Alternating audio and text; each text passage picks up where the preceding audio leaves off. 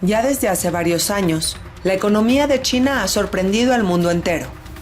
En México, por ejemplo, ha logrado posicionarse en el sector automotriz a gran velocidad. Y es que pareciera que en pocas palabras, China es la fábrica del mundo. Pero ¿tendrá la posibilidad este país de superar a Estados Unidos como potencia económica? Esta y otras preguntas responde en entrevista para Enlace Judío el especialista Luis Maisel. Hola Luis, ¿cómo estás? Qué gusto me da saludarte. Igualmente, Nadia, es un gusto verte a ti y a tu audiencia. Luis, esta entrevista quisiera que la dediquemos al tema de China, porque realmente la gente lo comenta, es noticia, así que es hora de que ya lo platiquemos a fondo y con todo el conocimiento que tú tienes. Empecemos por la primera pregunta, la más básica. ¿Está rebasando China a Estados Unidos como potencia económica? Definitivamente la respuesta es no. La situación económica en China, curiosamente, aunque no lo creas, no es buena. China, que es dueña del sistema bancario allá, ha dado créditos, sobre todo a la industria inmobiliaria, enormes y son incobrables. Las deudas, las cuentas malas de la banca china son más grandes que sus reservas enteras. O sea, les deben 6.3 trillones de dólares incobrables y tienen 6.1 trillones de dólares en reservas. Claro que prestaron yuanes, renminbis, llama la moneda como quieras, y si no te pagan, pues imprimes más. O sea, cuando te deben en tu moneda propia, hay una que se llama la teoría moderna económica, Modern Monetary Theory, que dice que si debes en la moneda que puedes imprimir, es como si no debieras. Obviamente, si imprimes más dinero, es más inflación, hay más circulante, etcétera. Aparte, ellos empezaron una cosa que se llama el Silk Road. Hicieron una intención de dominar el mundo emergente a base de inversiones y créditos en países africanos y latinoamericanos. Y ha sido un fracaso terrible. Tienen un puerto enorme en Perú no terminado, tienen en África tienen muchas obras, una presa muy grande en Nigeria, todo inconcluso que requiere muchos billones de dólares nuevos. Entonces, ¿qué es lo que tiene China? Tiene un gobernante que va a estar ahí para siempre, ya lo validaron para siempre a Xi Jinping, entonces no tiene que medirse y no tiene que calcular y no tiene que prepararse para la próxima elección. Tiene mano de obra barata, ya más cara que México, pero sigue siendo muy barata comparada con el primer mundo, porque tiene millones de gentes que están fuera del sistema y va incorporando a la gente que quiere. Entonces, un país dominado por un gobernante casi dictatorial y mano de obra barata, pues puede producir mucho producto y mandarlo al resto del mundo. Por otro lado, está achicándose el país. El crecimiento poblacional es un hijo por pareja. Abajo de 2.1 te vas haciendo chiquito. Calculan que para el año 2100 va a bajar de 1 billón de gentes. Hoy hay un 1.43 billones. Calculan que para el 2050 van a quedar 1.150 millones. O sea, un país que se achica tiene problemas económicos. Ve lo que le ha pasado a Japón. Japón lleva en recesión casi 22 años por ese motivo. Tecnológicamente son muy buenos, tienen gente muy inteligente, mucha de ella preparada en Estados Unidos. Estados Unidos ha recibido una cantidad enorme de chinos en las universidades, sobre todo en las tecnológicas, MIT, Caltech, Berkeley, etcétera, y luego se van de regreso a su país con tecnología americana. Pero viste lo que pasó cuando pararon la exportación de los chips más avanzados, empezó el pleito con China porque los necesita. De repente sacaron una inteligencia artificial mucho más barata. Claro, usa 8 decimales en vez de 32, es lo que usan las americanas, y es más lenta.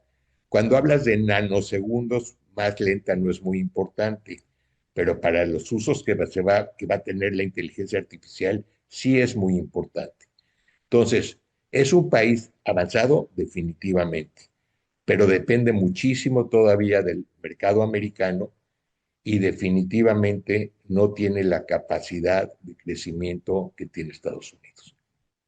Lo que sucede, Luis, es que pareciera que China es la fábrica del mundo y principalmente en lo que ha llamado la atención es en el sector automotriz. En México, por ejemplo, tenemos ya cada vez más agencias con extraordinarios automóviles chinos que no sé en su parte interna, pero lo que es la parte externa, lo que la gente ve en las agencias a simple vista, pues son automóviles hermosos, a lo mejor superiores en estética y demás que los autos japoneses o americanos. ¿Qué sucede con este sector automotriz? ¿Está realmente China dominando en este sector? Lo está dominando en la parte eléctrica.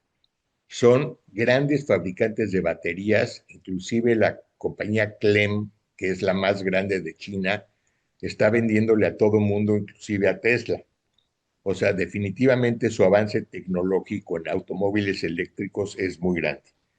Y aparte lo estás viendo dominando en México porque es el carro más barato. O sea, la relación estética-precio favorece a los chinos. En Estados Unidos no los han dejado entrar todavía. Y ya hay problemas para muchas de las empresas chinas porque ya tú en México ves 4 o 5 marcas. En China hay 105 marcas de coches eléctricos. Todo el mundo habla del BYD. BYD es uno de muchísimos. Entonces, sí están más adelantados, tienen grandes volúmenes de producción. No sabemos qué tanto van a durar esos coches porque todavía no son suficientemente viejos, pero definitivamente en lo que es autos eléctricos sí tienen preponderancia, tanto tecnológica como definitivamente de precio. La pregunta es, ¿de qué manera afecta esto a México? Es decir, toda esta producción masiva de todo, de China, ¿de qué manera afecta o beneficia a México? Mira, México quiere competir con China. El famoso nearshoring que todos estábamos esperando y que lamentablemente no se ha dado recientemente. Inclusive es curioso, el nearshoring más importante que se ha dado es chino. Empresas chinas montando sus fábricas en México para aprovechar el Tratado de Libre Comercio. O sea, cuando hay aranceles de lo que viene de China y de lo que venga de México no tiene aranceles, es muy atractivo. A México como competidor es muy triste pensar que México tenga que importar tanto de China cuando la mano de obra en México ya es más barata que la mano de obra china. Pero en México seguimos lamentablemente con la mentalidad de empresario rico y empresa pobre. La mentalidad interna, no de las grandes empresas o subsidiarias de empresas globales, pero del fabricante mexicano es lo que voy ganando lo voy sacando del negocio, porque no sé si va a haber devaluación, si va a llegar el fisco, qué broncas voy a tener con el gobierno. Y no están con la tecnología de punta. Si tú le preguntas a las gentes que conoces hace cuánto que no modernizan sus plantas, te van a decir hace mucho. Entonces, los chinos, bajo la dirección del gobierno, porque sigue, aunque es un comunismo disfrazado, es un capitalismo comunistoide, sí, ellos reinvierten gran parte de lo que ganan y están totalmente adelantados. Entonces, México, head-on, así de frente, no puede competir con China. Entonces, seguirá importando muchos productos que hacen los chinos y en México no son costeables. Para México siempre ha sido muy interesante las tiradas cortas. Los chinos quieren hacer 1 millón de metros de esa tela de algodón si es blanca. Y en México te van a hacer 10,000 metros color morado y 10,000 metros color rosa, porque es más fácil cambiar la gran producción por producciones de lotes más pequeños. Ahora, va a depender mucho de la negociación final sobre aranceles que tengan los americanos. Si se quedan altos los aranceles de China, va a favorecer a México, siempre y cuando se renueve el Tratado de Libre Comercio. Trump la primera vez dijo, este es el mejor tratado del mundo, NAFTA era una porquería, pero yo llegué y arreglé el TIMEC, ahora sí es buenísimo. Y ahora de repente el TIMEC ya no sirve. El TIMEC hay que renegociarlo. Esa renegociación, que en realidad debería ser hasta mayo del año que entra, dice el presidente Trump que va a empezar en septiembre de este año, dentro de un mes.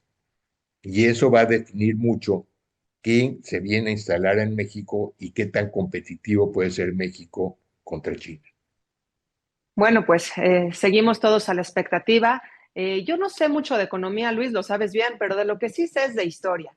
Y lo que podemos ver es que en el siglo XIX y en el siglo XX, China fue sumamente maltratado.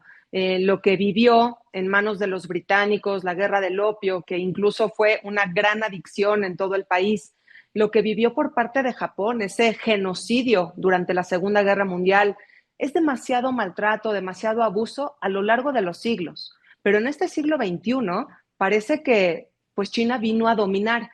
¿Qué tiene, cómo ha logrado China ese crecimiento económico y por qué en México no podemos lograr un crecimiento así? Básicamente es la forma de gobierno. Cuando tú tienes un gobierno dominado por un individuo y tú hablas, piensas en el China viejo y es Mao. Y así cada vez ha sido un dictador que maneja el país. Ninguno había tenido el poder que tiene Xi, porque a Xi ya o sea, su Congreso ya le dio la permanencia total. Cuando tienes una economía dirigida, es muy fácil hacerla crecer porque da subsidios a las áreas que te interesan y son las que promueves. Japón, ¿te acuerdas que Japón fue una potencia industrial, sobre todo en electrónica, durante 30 o 40 años? Ahí ellos tienen un ministerio que se llama MITI, el Ministerio de Industria y Comercio, en donde si les interesaba tu industria, te subsidiaban transporte, dinero barato, renta gratis. Si no les interesaba, no te daban nada. Entonces orientaron a todo el mundo a donde ellos querían. Los chinos hacen algo parecido. Los chinos subastan, por ejemplo, los edificios del gobierno a quien ofrezca más empleos. Se los dan libre de renta, pero el que creó más empleos en esos metros cuadrados es el que obtiene el derecho de uso de esa fábrica.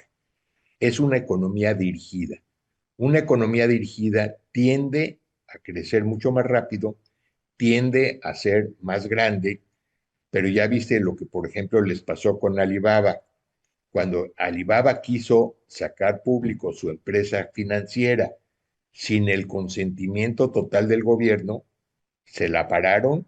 No solo eso, sino Jack Ma, el CEO y dueño, desapareció y tardó 3 años en reaparecer porque tenía miedo por su vida. Entonces, estás hablando de una dictadura consciente de las necesidades económicas y que sabe que las empresas exitosas le generan más recursos, pero al final sigue siendo dirigida, cosa que no tenemos en países como México. Así es. ¿Cómo podría revertir el fabricante mexicano que se ha visto sumamente afectado con la producción de China y que realmente los clientes ya prefieren el producto chino, el importado, que el producto nacional? ¿Cómo revertir esta situación?